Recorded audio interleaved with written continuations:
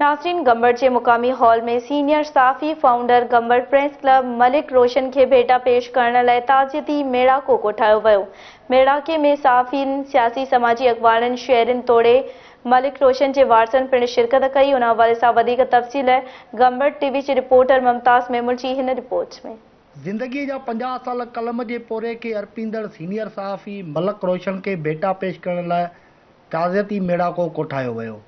ताज़ियती मेड़ाके में PFU जे मरकज़ी अगवान लाला असद पठान, डायरेक्टर गिम्स डॉक्टर रहीम बख्श भट्टी। उन मौके ते ताज़ियती मेड़ाके के खिताब कंदे अगवाननि चयो त मलिक रोशन एक बेहतरीन सहाफ़ी हुयो जे हमेशा हक़ सच जी सहाफ़त करे मज़लूम अवाम जो केस विढ़ियो। संदन वधीक चवण हुयो त हड ॾोखी जर्नलिस्ट हो, ईमानदार माण्हू, सचो माण्हू, आम माण्हुनि लाइ हमेशा हुन पाण पतोड़ियो आहे। गंबड़ प्रेस क्लब जो बानी हुयो, बुनियाद उन्हनि गंबड़ प्रेस क्लब जो विधो जेको अॼु वधी करे हिकिड़ी बड़ जी छांव बणिजी वियो आहे गंबड़ जे सहाफ़ियुनि लाइ। न सिर्फ़ु गंबड़ जे सहाफ़ियुनि लाइ बल्कि गंबड़ जे शहरनि लाइ।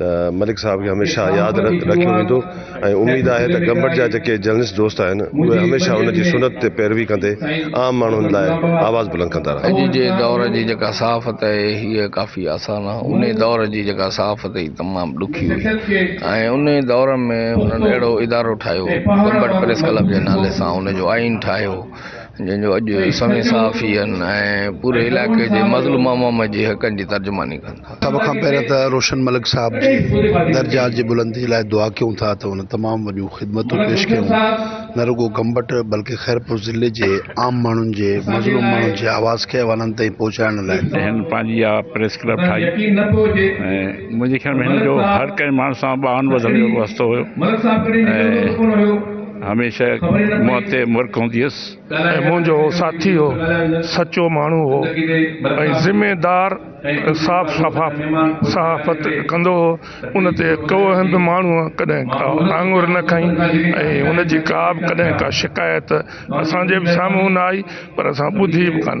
सहाफ़त जो हिकिड़ो अलॻि किरदारु आहे। हुन पंहिंजी सहाफ़त में हिकिड़ी पंहिंजी अलॻि सुञाणप रखी जेका कंहिं बि मराहत खां, कंहिं बि सुञाणप खां हुनजी पंहिंजी हिकिड़ी सुञाणप हुई त रोशन मलिक हिकिड़ो सुठो सहाफ़ी। मलिक रोशन गंबड़ जी सहाफ़त जो बुनियादी कारकुन हुयो। हू जेतोणीकि गंबड़ में जाओ अपनो न हुयो, पर जॾहिं हू गंबड़ में आयो ऐं गंबड़ जे अवाम जी ख़िदमत कई त गंबड़ जे माण्हू हुनखे भाकुर पाता। कैमरा टीम सां गॾु मुमताज़ मेमुल, धरती TV न्यूज़, गंबड़।